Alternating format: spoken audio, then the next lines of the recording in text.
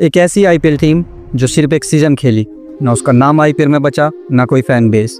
एक ऐसी फ्रेंचाइज जो आई धमाके के साथ और जब गई तो उसके पीछे छुप गया पैसा, पावर और पॉलिटिक्स का सबसे बड़ा खेल। आज हम बात करेंगे आईपीएल की सबसे कंट्रोवर्शियल टीम के उस चैप्टर के बारे में जिसका आईपीएल में सफ़र बस 1 साल का था, लेकिन उसकी कहानी कोर्ट रूम में 15 साल तक चली। साल था 2010। आईपीएल अब तक एक ग्लोबल फिनोमिनल बन चुका था। उस साल आईपीएल ने 2 नई टीम अनाउंस की। एक थी पुणे वॉरियर्स इंडिया और दूसरी थी कोची टस्कर्स केरला। कोची फ्रेंचाइज की बात करें तो इसका बिड था $333 मिलियन, यानी उस टाइम 1500 करोड़ के आसपास। टीम में इतना पैसा लगाने के बाद भी अंदर ही अंदर एक प्रॉब्लम चल रही थी। वो प्रॉब्लम टीम की ओनरशिप से शुरू हुई। टीम के ओनर थे कोची प्राइवेट लिमिटेड। इसके अलावा भी मल्टीपल बिजनेस ग्रुप का इसमें हिस्सा था, जिसमें रेंडेजवो स्पोर्ट्स वर्ल्ड की 25% शेयर था और एंकर अर्थ, परीनी डेवलपर्स, फिल्म वेव, रोजी ब्लू, इनके अलावा भी कुछ स्टेक होल्डर्स थे। प्रॉब्लम यहीं से शुरू हुई क्योंकि इनका ओनरशिप स्ट्रक्चर क्लीन नहीं था। सब इन्वेस्टर्स के बीच बड़ा पावर स्ट्रगल था।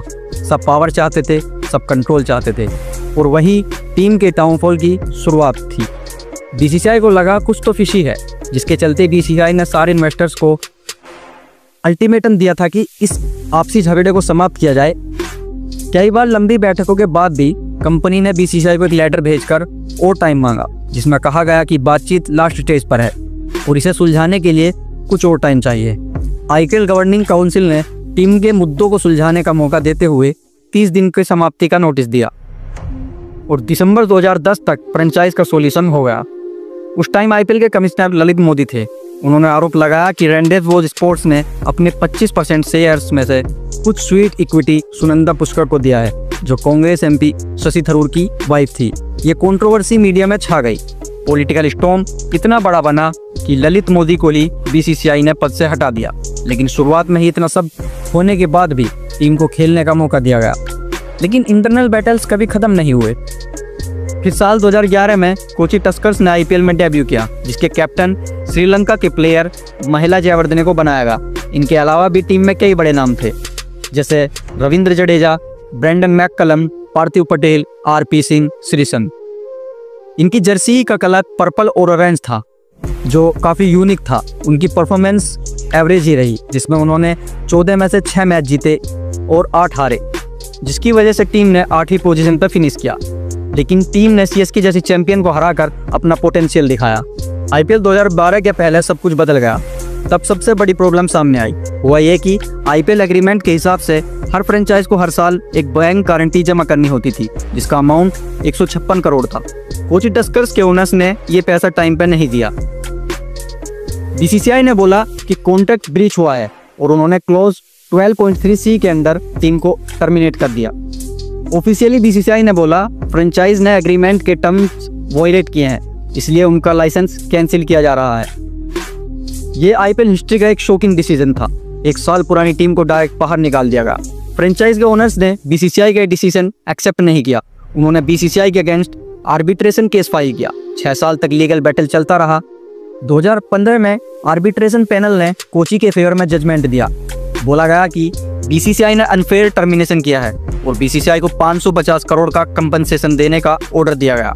लेकिन आईपीएल तब तक बहुत आगे निकल चुका था और टीम को वापस लाने का कोई चांस नहीं बचा था। बीसीसीआई ने यह डिसीजन मानने से इनकार कर दिया और बीसीसीआई ने आर्बिट्रेशन का ऑर्डर दिल्ली हाई कोर्ट में चैलेंज कर दिया। उनका कहना था कि टर्मिनेशन रूल्स के मुताबिक हुआ, बैंक गारंटी टाइम पर नहीं दिया गया, इसलिए हमें यह कदम उठाना पड़ा। वहीं कोची क्रिकेट प्राइवेट लिमिटेड और आरएसडब्ल्यू का कहना था कि बीसीसीआई ने अपने गारंटी की टाइम लिमिट को माफ कर दिया था। फिर ऐसा क्यों किया गया? फिर 2018 में सुप्रीम कोर्ट ने इस अमाउंट को अपहोल्ड कर दिया। अब 17 जून 2025 को बॉम्बे हाई कोर्ट का फैसला आया है। कोर्ट ने बीसीसीआई की चुनौती को खारिज करते हुए कोची टस्कर्स टीम के पक्ष में 538 करोड़ रुपये के जुर्माने को सही ठहराया। जस्टिस आरआई चावला ने कहा कि आर्बिट्रेशन एक्ट 34 के तहत कोर्ट का राइट सीमित है और कोर्ट आर्बिट्रेशन के फैसले पर दोबारा विचार नहीं कर सकता। इस फैसले से बीसीसीआई को तगड़ा झटका लगा है। बीसीसीआई को यह अमाउंट अब कोची टस्कर्स के ओनर्स को देना ही होगा, क्योंकि उस साल खेले कुछ प्लेयर्स की 35% सैलरी भी बाकी है। तो दोस्तों, कोची टस्कर्स केरला सिर्फ एक टीम नहीं थी, ये एक एग्जाम्पल है कि कैसे पैसों, पावर और स्ट्रगल आईपीएल जैसे लीग को भी हिला सकती है। एक प्रोमिसिंग टीम सिर्फ एक सीजन में ही आईपीएल से गायब हो गई। लीगल बैटल जीत कर भी उनकी आईपीएल में कभी वापसी नहीं हो पाई। ये आईपीएल का एक फॉरगॉटन चैप्टर है जो अब किसी को शायद याद भी नहीं है। ये टीम कोर्ट रूम में तो जीत गई लेकिन फील्ड में हार गई। एक फ्रेंचाइज जिसका सिर्फ एक सीजन था, उसकी कहानी 15 साल तक कोर्ट रूम में चलती रही। और आईपीएल फैंस के लिए ये टीम सिर्फ एक याद बनकर रह गई। तो ये था आईपीएल का एक ऐसा चैप्टर जो अब शायद किसी को याद भी नहीं है। ये एक ऐसी टीम थी जो आई धमाके के साथ थी, एक साल खेली भी, लेकिन उसमें शुरू से ही कुछ न कुछ गड़बड़ी चली रही थी। कभी ओनरशिप को लेकर, कभी बीसीसीआई से झगड़े को लेकर। एक साल खेलने के बाद टीम ऐसे गायब हुई जैसे कभी उसका कुछ नाम ही नहीं था। वीडियो अच्छी लगी है तो वीडियो को लाइक करें, शेयर करें, चैनल को सब्सक्राइब करें और कमेंट में हमें अपनी राय जरूर दें कि आपको कोची टस्कर्स का नाम याद है या आप भी इस टीम को भूल गए हैं।